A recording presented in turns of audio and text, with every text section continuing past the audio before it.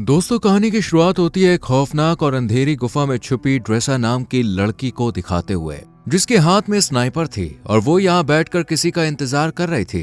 तभी हम इस गुफा से कुछ किलोमीटर दूर एक एयरपोर्ट को देखते हैं, जहाँ एक प्लेन लैंड करता है और उसमें से जैसे ही प्रेसिडेंट बाहर आते हैं वैसे ही ड्रेसा उन्हें अपनी स्नाइपर से शूट कर खत्म कर देती है। और तभी यहाँ पर हमें पता चलता है कि ये कोई मामूली लड़की नहीं है, बल्कि ये एक बेहतरीन और खूंखार स्नाइपर है, जो कुछ इस तरह से प्रेसिडेंट पर निशाना लगाती है कि आसपास के लोगों को पता भी नहीं चलता कि प्रेसिडेंट पर किसने और कहां से गोली चलाई। खैर, अब ड्रेसा अपना काम खत्म करने के बाद बुलेट कवर को अपने पास रख लेती है। इसके बाद ड्रेसा अपनी माँ से मिलने उनकी ग्रेव पर जाती है, क्योंकि वो अब उसकी माँ इस दुनिया में नहीं थी। लेकिन जब वो ग्रेवयार्ड में पहुंचती है तो वो देखती है कि उसके पिता पहले से ही यहाँ बैठे हुए हैं। वो उनके पास जाकर उनसे बात करने की कोशिश करती है, लेकिन तभी ड्रेसा के पिता उसके सामने इस बात का खुलासा करते हैं कि वो अपनी बेटी के बारे में सब कुछ जानते हैं, कि वो एक स्नाइपर है और अभी अभी उसने एक इंसान की जान ली है। इस पर ड्रेसा उन्हें जवाब देते हुए कहती है कि कभी कभी तो मुझे नींद भी नहीं आती है। और इतना कहकर वो अपनी जेब से बुलेट का कवर निकालती है और इसे अपने पिता के हाथ में सौंप देती है। वो इस कवर को भी बाकी के इकट्ठा हुए कवर के साथ रख देते हैं। और यहाँ पर हमें पता चलता है कि ड्रेसा ने पहले भी बहुत सारे लोगों को मौत के घाट उतारा है। अब ड्रेसा के पिता उसे अपने कैंसर के बारे में बताते हैं और कहते हैं कि मेरे पास बहुत कम समय बचा है और मैं केवल कुछ ही दिनों का मेहमान हूँ, लेकिन आने वाले दिनों में अगर मैं नहीं मरा तो इस वैलेंटाइन डे के दिन मैं खुद अपनी जान ले लूंगा। ये सुनते ही ड्रेसा के पैरों तले जमीन खिसक जाती है और वो अपने पिता को ऐसा करने से मना करती है। लेकिन वो अब भी ड्रेसा से यही कहते हैं कि यह हम दोनों की आखिरी मुलाकात है और शायद अब हम ना मिले। वहीं दूसरी तरफ हम लिवाई नाम के एक आदमी को देखते हैं, जिसे उसके बुरे सपनों ने परेशान कर रखा है। इसलिए लिवाई समुद्र के किनारे बैठकर अक्सर पोयम लिखता है और आज भी वो यहीं बैठा हुआ होता है। तभी लिवाई के पास अचानक एक मैसेज आता है, जिसमें उसे एक एड्रेस पर आने के लिए कहा जाता है। लिवाई मैसेज पढ़ते ही तुरंत अपनी गाड़ी यहाँ से लेकर निकल जाता है और उस एड्रेस पर पहुंच जाता है। वो जैसे ही घर के अंदर एंटर करता है तो यहाँ उसकी मुलाकात एक लेडी से होती है, जिसका नाम होता है बार्थोलोम्यू। और इन दोनों की बातों से हमें पता चलता है कि लिवाई पहले मिलिट्री में एक स्नाइपर हुआ करता था, लेकिन अब उसने इस काम से रिटायरमेंट ले ली है और अपना ज्यादातर समय घर पर ही बिताता है। यहाँ बार्थो लिवाई से बात करती है और उसे एक नया मिशन सौंपते हुए कहती है कि मैं तुम्हें किसी दूसरी जगह भेजना चाहती हूँ, क्योंकि तुम एक बहुत अच्छे स्नाइपर हो, इसलिए ये काम सिर्फ तुम ही कर सकते हो। साथ ही वो लिवाई से ये भी पूछती है कि क्या तुम्हारी फैमिली में कोई ऐसा है जो तुम्हारे जाने के बाद तुम्हें मिस करे, क्योंकि हो सकता है कि तुम वहां जाने के बाद उन्हें कभी ना मिल पाओ। ये सुनकर लिवाई थोड़ा सोच में पड़ जाता है और बार्थो से कहता है कि मेरी फैमिली में ऐसा कोई नहीं है और मैं अकेला रहता हूँ। इसके बाद बार्थो से मिशन की सारी जानकारी बाद में देने का कहती है। इसके बाद लिवाई को बेहोश कर दिया जाता है और जब उसकी आंख खुलती है तो वो अपने आप को एक प्लेन में पाता है। लेकिन लिवाई को अब तक ये नहीं पता था कि उसे मिशन के लिए कौन से देश ले जाया जा रहा है। इसलिए वो प्लेन में मौजूद स्टाफ से जब ये बात पूछने की कोशिश करता है तब सभी उसकी बात को इग्नोर कर देते हैं। पर एक पायलट आकर लिवाई को बताती है कि तुम्हारी डेस्टिनेशन आ चुकी है और अब वो उसे यही लैंड कराने वाले हैं। साथ ही वो लिवाई से ये भी कहती है कि तुम्हें अपनी मंजिल तक पहुंचने के लिए यहाँ से कम 32 किलोमीटर पैदल चलकर जाना होगा, तभी तुम उस जगह पर पहुंच पाओगे जहाँ से तुम्हें इस मिशन को अंजाम देना है। इतना कहने के बाद वो लिवाई को एक पैराशूट देती है, जिसे पहनकर वो प्लेन से नीचे बर्फ पर कूद जाता है और फिर धीरे धीरे आगे बढ़ने लगता है। लिवाई को पैदल चलते चलते अब 2 दिन बीत जाते हैं और 2 दिन बाद आखिरकार वो अपनी मंजिल तक पहुंची जाता है, जहाँ सबसे पहले उसकी मुलाकात जेडी नाम के एक आदमी से होती है, जो उसे एक वॉच टावर की तरफ ले जाता है और उसे बताता है कि अगले 1 साल तक तुम यहीं पर काम करोगे। मैंने भी यहाँ पर 1 साल तक काम किया है, लेकिन अब मेरा टाइम पूरा हो चुका है, इसलिए अब तुम्हें ये काम सौंपा गया है। हालांकि लिवाई को अब भी समझ नहीं आ रहा था कि आखिर उसे क्या काम करना है। यही सवाल जब वो जेडी से पूछता है तब वो उसे बताता है कि यहाँ एक बहुत ही गहरी खाई है, जिसे जॉर्ज नाम दिया गया है। बस लिवाई को इसी की पहरेदारी करनी है और कुछ भी नहीं करना है। इसके बाद वो लिवाई को यहाँ के रूल्स बताते हुए कहता है कि वो महीने में सिर्फ 1 बार ही इन लोगों से कांटेक्ट कर सकता है और उसके टावर का नाम वेस्ट टावर है, जबकि दूसरी तरफ एक ईस्टर्न टावर भी मौजूद है। लेकिन वहाँ के लोगों से लिवाई को किसी भी तरह की कोई बातचीत नहीं करनी है, क्योंकि उसका काम सिर्फ अपने मिशन पर ध्यान देना है और ईस्टर्न टावर वाले भी केवल अपने मिशन पर ही फोकस रखते हैं। साथ ही वो लिवाई को ये भी बताता है कि वो 1 साल तक किसी से भी कांटेक्ट नहीं कर सकता है और यहाँ एक ऑटोमेटिक गन भी है, जिसे हर रोज लिवाई को रीलोड करना होगा अगर उनमें गोलियां नहीं है तो। इसके अलावा नीचे बहुत सारी माइंस भी हैं, अगर उनमें किसी तरह का कोई विस्फोट होता है तो लिवाई को उन्हें भी देखना होगा। हालांकि लिवाई को अब तक समझ नहीं आ रहा था कि आखिर उसका मिशन है क्या, इसलिए वो जेडी से पूछता है कि क्या मेरा काम यहाँ पर आने वाले लोगों को जॉर्ज के करीब जाने से रोकना है। इस पर जेडी कहता है नहीं, जो चीज जॉर्ज के अंदर है उसे ऊपर आने से रोकना है। फिर वो एक छोटा सा बम उठाता है और उसे खाई यानी जॉर्ज के अंदर फेंक देता है। जैसे ही धमाका होता है, अचानक खाई से एक बहुत ही डरावनी और अजीब सी आवाज सुनाई देती है जो किसी मॉन्स्टर की तरह लग रही थी। और यहाँ पर हमें इस खाई की असलियत का पता चलता है कि इसके अंदर कोई छोटी मोटी या मामूली चीज नहीं है, बल्कि कुछ बेहद ही खौफनाक छुपा हुआ है। इसके बाद जेडी लिवाई से कहता है कि जो चीजें जॉर्ज के अंदर छुपी हुई हैं उन्हें हैलोवीन कहा जाता है और तुम्हें उन्हें ऊपर आने से किसी भी हाल में रोकना होगा। ऐसा कहा जाता है कि साल 1940 में सेना की 3 बटालियन इन्हीं हैलोवीन को रोकने के लिए नीचे गई थी, लेकिन वो भी कभी वापस नहीं आई। साथ ही वो लिवाई को एक स्ट्रे डॉग अलार्म के बारे में बताता है। जिस दिन वो अलार्म बजना शुरू हो जाए उस दिन तुम बिना कुछ सोचे समझे बस यहाँ से अपनी जान बचाकर भाग जाना। हालांकि मुझे भी नहीं पता कि ऐसा क्यों बोला गया है, लेकिन मुझे जो पता है बस वो मैं तुम्हें बता रहा हूँ। इतने में इन दोनों की नजर सामने वाले टावर पर पड़ती है, जहाँ अब किसी नए अफसर को अपॉइंट किया गया था, क्योंकि पुराने अफसर को 1 साल पूरा हो चुका था। अब जेडी लिवाई को खाने पीने के बारे में बताते हुए कहता है कि उसका 1 साल के खाने का इंतजाम यहाँ कर दिया गया है, बाकी अगर वो चाहे तो शिकार भी कर सकता है। वहीं जेडी लिवाई के सामने इस बात का भी खुलासा करता है कि ये जगह 75 सालों से सीक्रेट रही है और किसी को भी इसके बारे में कुछ नहीं पता है और हमें भी आने वाले टाइम में इस जगह को सीक्रेट ही रखना है। इतना कहने के बाद जेडी यहाँ से निकलकर बाहर आ जाता है और सिग्नल देने के लिए जैसे ही स्मोक करता है तब एक हेलीकॉप्टर उसे लेने के लिए आ जाता है और जेडी इसमें चढ़ जाता है। लेकिन हेलीकॉप्टर में मौजूद अफसर पहले उससे उसकी आइडेंटिटी पूछता है और फिर उसे शूट कर मार देता है, जिससे हमें पता चलता है कि ये जगह इतनी सीक्रेट है कि यहाँ से किसी को भी बाहर जाने नहीं दिया जाता है। इधर हम लिवाई को देखते हैं जो बिल्कुल वैसा ही करता है जैसा उसे बताया गया था। वो ऑटोमेटिक गन के अंदर गोलियां डालता है और आसपास का जायजा लेने लग जाता है। जब पूरा 1 महीना गुजर जाता है तब वो यहाँ से किसी को कांटेक्ट करने की कोशिश करता है और उन्हें बताता है कि मेरा किसी भी दुश्मन से कोई आमना सामना नहीं हुआ है। इतना कहकर वो कॉल कट कर देता है क्योंकि उसे बस इतनी ही बातें करने की इजाजत दी गई थी और ये मैसेज उसे हर महीने में केवल 1 बार ही भेजना है। इसके बाद वो अलमारी में रखी किताबें पढ़ने लगता है कि तभी उसकी नजर दीवार पर लिखे हुए कुछ मैसेज पर पड़ती है जो यहाँ रहने वाले इंसानों ने अपने अपने एक्सपीरियंस के हिसाब से लिखे थे। इन्हें पढ़ने के बाद लिवाई बाहर आ जाता है और एक टेलीस्कोप की मदद से दूसरे टावर को देखने की कोशिश करता है, जहाँ उसे एक लड़की बैठी हुई दिखाई देती है जो कि कोई और नहीं बल्कि ड्रेसा ही थी। ड्रेसा की खूबसूरती देखकर लिवाई उसे देखता ही रह जाता है, लेकिन बात करने की कोशिश नहीं करता क्योंकि उसे दूसरे वॉच टावर से कांटेक्ट करने के लिए मना किया गया था। इसी तरह लिवाई को यहाँ 2 से 3 महीने बीत जाते हैं और अब ड्रेसा भी उसके बारे में जान चुकी थी। इसलिए एक दिन जब उसका बर्थडे होता है तब वो लिवाई से बात करने का फैसला करती है और एक पेपर पर लिखकर लिवाई से उसका नाम पूछती है। ये देखने के बाद वो भी एक बोर्ड उठाता है और उसके जरिए ड्रेसा को बातचीत करने से मना करता है, लेकिन ड्रेसा फिर भी उसे अपना नाम बता देती है, जिसके बाद लिवाई भी ज्यादा ना सोचते हुए अपना नाम लिख देता है और इस तरह दोनों में दोस्ती हो जाती है। एक दिन जब लिवाई को पता चलता है कि ड्रेसा एक स्नाइपर है तो वो उसका टेस्ट लेने के लिए उसके सामान पर निशाना लगाता है, जिसके बाद ड्रेसा भी अपने आप को प्रूव करने के लिए स्नाइपर उठाती है और उसके वॉच टावर पर निशाना लगाती है। लेकिन तभी उसकी नजर कुछ मॉन्स्टर पर पड़ती है जो कि खाई में से बाहर आ रहे थे। वो जल्दी से लिवाई को इशारा करके ये बात बताने की कोशिश करती है, जिसके बाद वो उन मॉन्स्टर पर ताबड़तोड़ फायरिंग शुरू कर देता है, लेकिन उनकी तादाद बहुत ज्यादा थी, इसलिए ड्रेसा भी लिवाई की मदद करती है और अपने वॉच टावर से ही उन मॉन्स्टर का खात्मा कर देती है।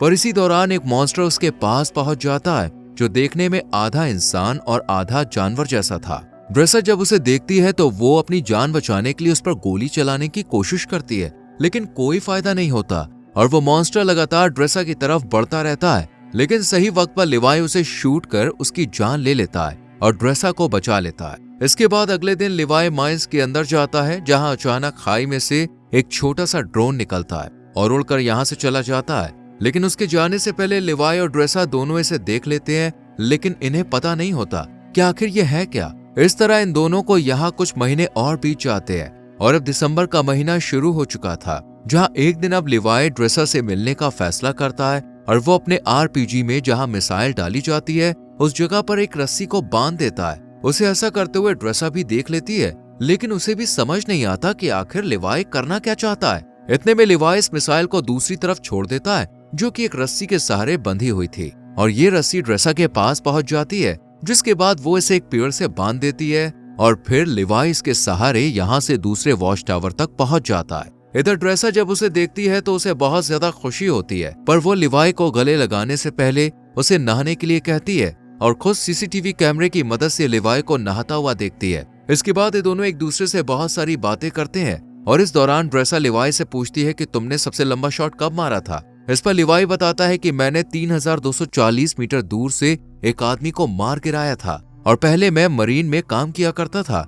इसके बाद वो ड्रेसा से पूछता है कि आखिर इस जगह में ऐसा क्या है जो इसे इतना सीक्रेट रखा गया है। तब ड्रेसा उसे ज्यादा ना सोचने और अपने काम से काम रखने के लिए कहती है। साथ ही उसे अपने पिता के बारे में भी बताती है जो शायद अब तक मर चुके होंगे। इसके बाद वो म्यूजिक प्ले करती है और लिवाई से डांस करने के लिए कहती है, जिसके बाद ये दोनों साथ में डांस करते हैं और एक दूसरे के करीब आकर यही सारी हदें पार कर देते हैं। इसी दौरान लिवाई ड्रेसा को अपनी कविताओं के बारे में बताने लगता है और उससे कहता है कि मैंने तुम्हारे लिए भी एक पोएम लिखी है। इतना सुनते ही ड्रेसा उसे पोएम सुनाने के लिए कहती है, लेकिन लिवाई उसे ये कहकर मना कर देता है कि जब हम दोनों यहाँ से निकल जाएंगे तब मैं तुम्हें वो पोएम दे दूंगा। अब सुबह होते ही लिवाई यहाँ से जाने का फैसला करता है, लेकिन जैसे ही वो बीच रास्ते में पहुंचता है तो देखता है कि मॉन्स्टर उसके वॉच टावर पर चढ़ रहे हैं। पर टावर पर लगी माइन से जब वो टकराते हैं तो एक बहुत बड़ा धमाका होता है जिसमें लिवाई की रस्सी जल जाती है और वो इस खाई में गिर जाता है। इधर ड्रेसा भी ये सब देख रही होती है, इसलिए वो लिवाई को बचाने के लिए जल्दी से एक पैराशूट लेती है और बिना कुछ सोचे समझे खाई में कूद जाती है। जिसके बाद हम ड्रेसा को एक नदी में बहते हुए देखते हैं जो कि इसी खाई के अंदर मौजूद थी। वो किसी तरह अपने आप को बचाकर किनारे तक ले आती है। वहीं हम लिवाई को एक पेड़ से लटका हुआ देखते हैं जहां अचानक एक बड़ा सा केकड़ा आकर उस पर हमला कर देता है, जिस वजह से लिवाई पेड़ से नीचे गिर जाता है और यहाँ उसे पेड़ की जड़ें पूरी तरह से जकड़ लेती है। इससे पहले कि वो लिवाई को नुकसान पहुंचा पाती, यहाँ ड्रेसा आकर उसे बचा लेती है और ये दोनों इस जगह को देखने लगते हैं कि तभी यहाँ कुछ हॉलोमैन घोड़े पर सवार होकर आते हैं और इन पर हमला कर देते हैं। लेकिन लिवाई और ड्रेसा इनसे डरने के बजाय इनका डट कर मुकाबला करते हैं और 2 हॉलोमैन को मार गिराते हैं, लेकिन एक वहां से भाग जाता है। इधर लिवाई ने जिस हॉलोमैन को मारा था वो अब उसे चेक करने के लिए उसके पास आता है तो देखता है कि इसने वर्दी पहनी हुई है। वर्दी को देखते ही लिवाई को जेडी की बताई हुई बात याद आ जाती है कि आज से सालों पहले 3 बटालियन सेना इस खाई के अंदर गिर गई थी जो कभी वापस नहीं आई, लेकिन ये अब तक जिंदा कैसे है, यही सवाल लिवाई को सोचने पर मजबूर कर देता है। खैर अब ये दोनों आगे बढ़ते हैं और एक ऐसी जगह पर पहुंच जाते हैं जहां इंसानों के अंदर से पेड़ बाहर निकल रहे थे। इन्हें देखकर ऐसा लगता है जैसे यहाँ किसी वायरस ने अपना आतंक फैलाया हो। अभी लिवाई और ड्रेसा इस खौफनाक मंजर को देख ही रहे थे कि इतने में ही कुछ हॉलोमैन इनकी तरफ आने लगते हैं, जिनसे बचने के लिए ये दोनों एक चर्च में पहुंच जाते हैं। लेकिन चर्च का नजारा बेहद ही डरावना था क्योंकि यहाँ कई लोगों की डेड बॉडी पड़ी हुई थी जिन्होंने वायरस के कहर से बचने के लिए खुद ही अपनी जान ले ली थी। तभी ड्रेसा के ऊपर एक मकड़ी अटैक कर देती है जो कि देखने में काफी बड़ी थी, मानो उसके ऊपर भी जैसे वायरस का असर हो गया था और वो जैसे ही इन पर हमला करती है ये दोनों मिलकर इसे शूट कर यहीं खत्म कर देते हैं। लेकिन तभी दरवाजा तोड़कर कुछ हॉलोमैन यहाँ आ जाते हैं, जिन्हें देखते ही लिवाई और ड्रेसा जल्दी से चर्च में भाग निकलते हैं और पहाड़ों के बीच बनी एक सुरंग में पहुंच जाते हैं और दरवाजे को आगे बंद करके जब इस सुरंग को अंदर से देखते हैं तो इन्हें एक तरह की लैब दिखाई देती है जहाँ पहले कभी एक्सपेरिमेंट किए गए थे। यहाँ इन्हें एक बैकअप जनरेटर भी मिलता है जिसे ये लोग स्टार्ट कर देते हैं और फिर लिवाई को यहाँ एक डीवीडी प्लेयर भी मिलता है। डीवीडी की इस कैसेट को जब ये दोनों प्ले करते हैं तो स्क्रीन पर एक लेडी दिखाई देती है जो इस जगह को लेकर अपने सीक्रेट मिशन के बारे में बताती है। साथ ही वो आगे ये भी कहती है कि हम यहाँ एक केमिकल मिसाइल बना रहे थे जिसमें बहुत सारे लोग मिलकर काम कर रहे थे, लेकिन एक दिन जब इस जगह पर भूकंप आया तो भूकंप की वजह से जो मिसाइल हमने तैयार की थी वो लीक होनी शुरू हो गई और इस तरह ये केमिकल आसपास फैल गया, जिसकी वजह से कई लोग इन्फेक्टेड हो गए और मैं भी इन्फेक्टेड हूँ। हालांकि उन्होंने ये बात मिलिट्री को भी बताई थी और कहा था कि इस जगह के ऊपर बमबारी करके इसे डिस्ट्रॉय कर दिया जाए ताकि ये केमिकल बाहर कहीं ना फैल सके, लेकिन मिलिट्री ने इनकी बात पर गौर नहीं किया। इस लेडी की बातें सुनने के बाद अब लिवाई और ड्रेसा को सब कुछ समझ में आ जाता है, इसलिए ये सुरंग को और करीब से जानने की कोशिश करते हैं और तब इन्हें यहाँ एक नए जमाने का कंप्यूटर मिलता है जो कि काफी अजीब बात थी। इसलिए ये इस कंप्यूटर को ऑन करने का फैसला करते हैं और इसमें मौजूद इन्फॉर्मेशन को देखकर एकदम हैरान रह जाते हैं क्योंकि इसमें इन्हें एक डार्क लैब नाम की कंपनी के बारे में पता चलता है जो कि पैरामिलिट्री बनाने का काम करती है। वो यहाँ से इन्फेक्टेड लोगों के सैंपल ले जाती है और उनसे अपने सोल्जर को सुपर सोल्जर बनाने का काम करती है, इसलिए कोई भी देश इस जगह को पूरी तरह से मिटाना नहीं चाहता है। साथ ही लिवाई को यह भी पता चलता है कि ये जो खाई है ये 4.2 किलोमीटर लंबी है। इसके बाद ये दोनों जैसे ही यहाँ से बाहर निकलते हैं अचानक एक हॉलो मैन इनके ऊपर हमला कर देता है और ड्रेसा को रस्सी से बांधकर खींचते हुए अपने साथ ले जाता है। हालांकि वो रस्सी को काटने की कोशिश करती है लेकिन कोई फायदा नहीं होता। इधर लिवाई भी उसे ढूंढने के लिए इधर उधर भटकता रहता है और एक ऐसी जगह पर पहुंचता है जहां एक बहुत बड़ी मिसाइल मौजूद थी। वहीं हम ड्रेसा को एक पेड़ से लटका हुआ देखते हैं और वो हॉलो मैन भी उसके सामने ही खड़ा होता है, जिससे ड्रेसा उसे खोलने के लिए कहती है। लेकिन वो जब उसकी बात नहीं सुनता तो वो खुद ही किसी तरह अपने हाथों को खोलकर उस पर अटैक कर देती है। काफी देर तक इन दोनों में लड़ाई जारी रहती है। इतने में ही यहाँ लिवाई भी आ जाता है और हॉलो मैन को शूट कर ड्रेसा को बचा लेता है। लेकिन जब वो वर्दी पर उसका नाम देखता है तब उसे पता चलता है कि वॉच टावर पर पहरेदारी देने वाला ये पहला इंसान था जो बाद में इन्फेक्टेड हो गया। इसलिए ये दोनों अब यहाँ से निकलने का फैसला करते हैं और यहाँ खड़ी एक कार के अंदर नई बैटरी डालकर उसे एक रस्सी से बांध देते हैं। जैसे ही कार ऊपर की तरफ जाने लगती है, अचानक यहाँ बहुत सारे हॉलो मैन आ जाते हैं और इन पर हमला कर देते हैं। पर ये दोनों अपनी स्नाइपर से इनमें से कई हॉलो मैन को मौत के घाट उतार देते हैं। लेकिन एक वक्त पर आकर जब इनकी गोलियां खत्म हो जाती हैं तो ये इनमें आग लगा देते हैं और एक पहाड़ी पर पहुंचकर इस कार को भी नीचे धकेल देते हैं और फिर ये किसी तरह ईस्टर्न टावर तक पहुंच जाते हैं। लेकिन इन्हें इस बात का डर होता है कि इनमें से कोई इन्फेक्टेड ना हो गया, इसलिए लिवाई अगले दिन रस्सी की मदद से अपने वॉच टावर पर पहुंच जाता है, जहां बार्थोस से कांटेक्ट कर पूछती है कि क्या तुम जॉर्ज के अंदर गए थे।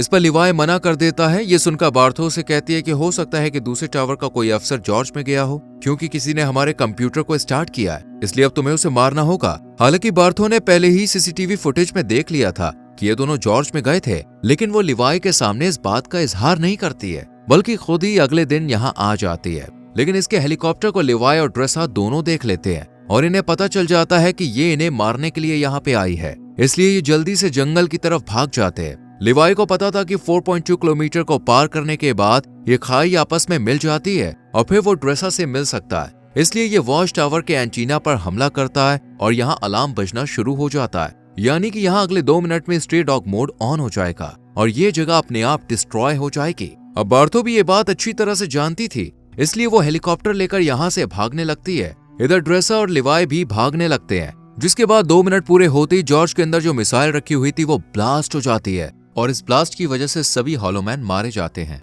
वहीं बार्थो का हेलीकॉप्टर भी इस धमाके की चपेट में आ जाता है, जिस वजह से वो भी मारी जाती है। इधर लिवाई भी पानी में गिर जाता है, लेकिन ड्रेसा इन सब में बच जाती है और एक जगह बैठकर उसका इंतजार करने लगती है। काफी दिन बीत जाते हैं लेकिन लिवाई का कोई अता पता नहीं चलता, इसलिए वो उसकी लिखी हुई पोयम खोलकर पढ़ती है और फिर अपनी नई जिंदगी की शुरुआत करती है और एक रेस्टोरेंट में काम करने लगती है। लेकिन तभी अचानक एक दिन वहां लिवाई आ जाता है, जिसे देखकर ड्रेसा बहुत खुश होती है और फिर ये दोनों एक दूसरे को किस करते हैं और इसी के साथ ये कहानी यहीं खत्म हो जाती है। तो दोस्तों, क्या होता अगर आप लिवाई और ड्रेसा की जगह इस कहानी में होते? क्या आप कुछ अलग करके बेबी दे पाते? कमेंट करके जरूर बताना। वीडियो अच्छी लगी हो तो लाइक और शेयर करके हमारे चैनल फिल्म एडिक्ट को सब्सक्राइब करके बेल आइकॉन प्रेस कीजिए। मिलते हैं अगली वीडियो में। Till then, bye bye, take care.